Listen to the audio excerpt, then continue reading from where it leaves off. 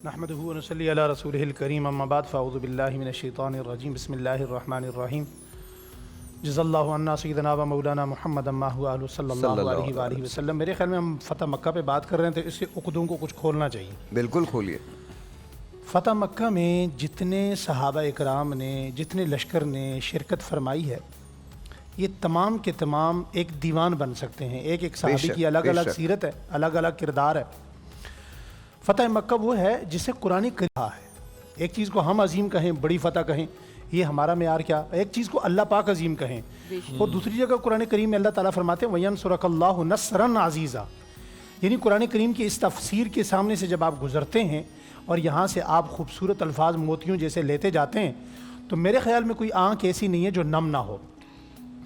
فتح مکہ اللہ اکبر کبیرہ، یہ اسلام کے دامن میں وہ عظیم فتح ہے کہ اللہ جل شانہ فرماتے ہیں کہ ہم نے آپ کے مخالفین کے دلوں میں رعب ڈال دیا، اور رعب کی ایک وجہ یہ بھی تھی کہ نبی کریم علیہ الصلوۃ بڑی خاموشی سے صلح حدیبیہ کی شرائط ٹوٹنے کی وجہ سے تیاری فرما رہے تھے، اور تیاری ہوتے ہوئے آپ صلی اللہ علیہ وسلم کسی سے گفتگو نہیں فرماتے تھے اس متعلق، ماں سوائے چند شخصیات کے، بالکل خاموشی اختیار کر لی۔ تو یہ جو خاموشی تھی نا ساحر بھائی، یہ بھی خطرے کی ایک بڑی تگڑی گھنٹی تھی ظاہر، مگر اللہ اکبر اس کو، اس فتح مکہ کو اس کے بغیر سمجھا ہی نہیں جا سکتا کہ اگر پچھلے دور کو نہ سمجھا جائے۔ طائف کی طرف ہجرت، طائف کی مار، طائف میں حضور کا خون پیشانی سے نکل کر بوٹوں تک چلے جانا، جوتوں تک چلے جانا، نالین تک چلے جانا، اللہ اکبر کبیرہ۔ پھر شیب ابی طالب کی وہ قید، دانا پانی تک بند کر دیا گیا، سوشل بائیکاٹ، پھر 3 سال کا یہ عرصہ، پھر مکہ المکرمہ کی زمین کو اتنا تنگ کر دینا کہ رات کی تاریکی میں حضور کا یہاں سے رخصت ہونا، اور پہاڑ کی چوٹی پہ کھڑے ہو کر نم آنکھوں کے ساتھ چشم نبوت کیا کہتی ہے، زبان رسالت، اے مکہ تجھے چھوڑنے کو دل نہیں کرتا لیکن تیرے بازی یہاں رہنے نہیں دیتے، تو اب میں یہاں سے جا رہا ہوں لیکن اے مکہ میں پلٹ کے ضرور واپس آؤں گا۔ بسم اللہ الرحمن الرحیم۔ تو میں یہ عرض کر رہا تھا کہ فتح مکہ کا جو ایک ایک پہلو ہے، ایک ایک واقعہ ہے، اس سے ہمیں سبق لینے کی ضرورت ہے۔ دنیا کے اندر بڑے بڑے فاتح ہیں جی، آپ اندازہ کیجئے کہ ایک فاتح جب کسی جگہ داخل ہوتا ہے تو اس کا انداز کیا ہوتا ہے۔ دنیا میں بڑے بڑے فاتح ہیں، میں اس مقدس عنوان پر کسی فاتح کا نام لینا نہیں چاہتا کہ وہ جب داخل ہوئے انہوں نے کیا کیا، کھوپڑیوں کے مینار بنائے، سروں کے ڈھیر لگائے، کسی کا بھی نام، میں کہتا ہوں آپ کسی کا نام لے لیجئے، کسی کا بھی نام لے لیجئے، تاریخ میں ایسی کوئی مثال نہیں ہے جو فتح مکہ کی۔ لیکن آپ کے آنے کا انداز کیا ہے کہ آپ جس اونٹ پر سوار ہیں، دنیا کی کوئی سیلیبریٹی ہے، کوئی پرسنالٹی ہے، جب وہ کسی علاقے میں داخل ہوتا ہے، چاہے وہ کہ میں نے ایم پی اے ہی کیوں نہ ہو، لیکن اس کے گاڑی میں اس کے سب سے زیادہ قریبی لوگ ہوتے ہیں، لیکن آقا دو جہاں فخر کون و مقام صلی اللہ علیہ وآلہ وسلم جب مکہ المکرمہ کی طرف آ رہے ہیں، مکہ میں داخل ہو رہے ہیں، تو یہ 2 ادائیں اس سے ہمیں سبق سیکھنا چاہیے۔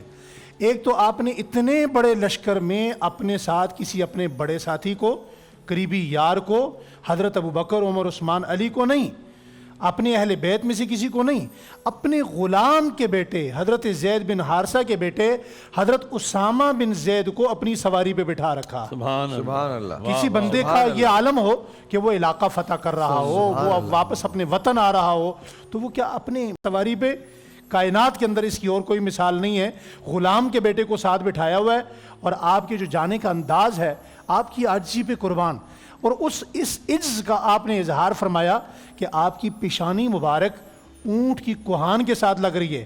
اس وقت آپ اونٹ سے اترے، جب آپ کے کان میں کہیں سے آواز پڑی الیوم یوم الملحمہ، تو فوراً آپ نے سر اٹھایا، فرمایا یہ آواز کہاں سے آئی؟ آپ نے دیکھا تو چند شخصیات نے تلواریں نیام سے نکالی ہوئی ہیں اور اپنی تلواروں کو دیکھ رہے ہیں۔ اس کا مطلب یہ ہے کہ آج تو بوٹیاں اتارنے کا دن ہے، آج تو ان کو تلواروں کے نوکوں پر انہیں اچھالنے کا وقت ہے۔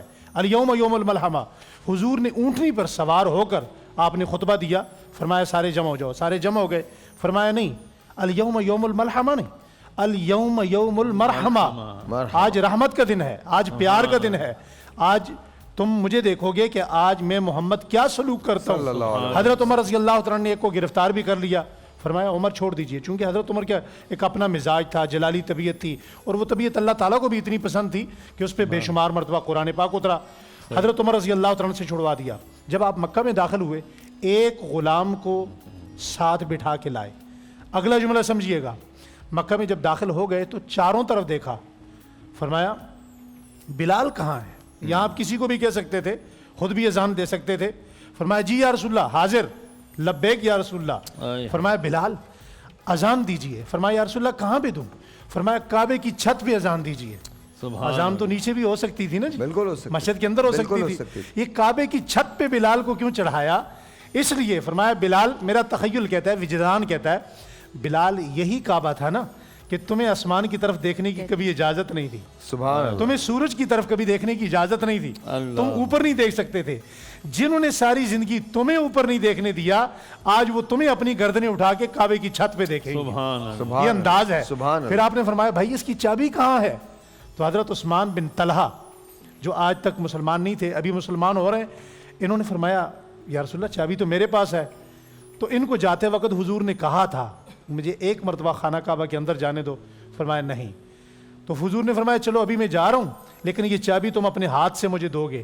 عثمان بن طلحہ کہتے ہیں میں نے آ کے اپنی اماں جان کو بتایا کہ یہ جو بات کہتے ہیں وہ ہو کے رہتی ہے، یہ آئیں گے ضرور چابی مجھ سے لیں گے، کیونکہ ان کی کوئی بات آج تک ہم نے ایسی نہیں دیکھی جو پوری نہ ہوئی ہو۔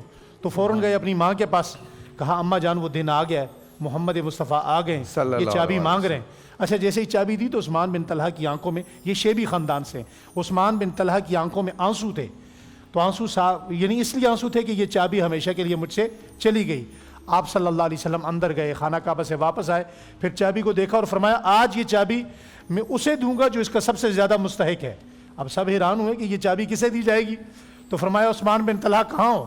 وہ سامنے آئے، فرمایا تم ہی اس کے مستحق ہو اور تمہارے پاس ہی، تمہارے خاندان کے پاس یہ رہے گی، قیامت تک وہ چابی اسی خاندان، آج بھی شیبی خاندان کے پاس ہے۔ دیکھیے فتح مکہ، فتح مکہ کو صرف اپنوں نے نہیں سمجھا، فتح مکہ کو غیروں نے بھی سمجھا ہے۔ ایڈورڈ گبن جو ہے اس سے کسی نے پوچھا کہ تم نے فتوحات عمر پہ 22 جلدیں لکھ دی، آج کا یورپ کا ویسٹ کا جتنا قانون ہے وہ فتوحات عمر سے 86% دیا گیا ہے۔ اس سے کسی نے پوچھا سب سے زیادہ متاثر کس چیز نے کیا؟ سبحان اللہ، اس نے 2 چیزوں کا ذکر کیا۔ اس نے کہا جی سب سے زیادہ متاثر مجھے فتح مکہ پہ حضور کے کرم نے دیا۔ سبحان اللہ، سب سے زیادہ حضور کا جو کرم تھا، شان کریمی تھی، آپ کا پیار تھا۔ آپ سامنے کھڑے ہوئے، لوگوں نے پوچھا، کہا مجھ سے پوچھو تو صحیح میں تمہارے ساتھ کیا سلوک کروں گا۔ سبحان اللہ، تو لوگوں نے پوچھا جی ہم تو آپ سے کرم کی امید رکھتے ہیں۔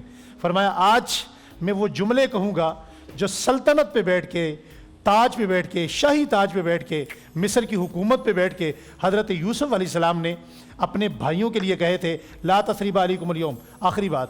فرمایا دوسرا جملہ، ایڈورڈ گبن کہتا ہے مجھے اس موقع پر جہاں حضور کے کرم نے متاثر کیا، وہاں حضور کے غلاموں کی اس غلامی اور اطاعت و فرمانبرداری نے متاثر کیا کہ حضور جو اشارہ کرتے اس اشارے سے کبھی بھی آپ کے غلام آگے پیچھے نہیں۔ سبحان اللہ۔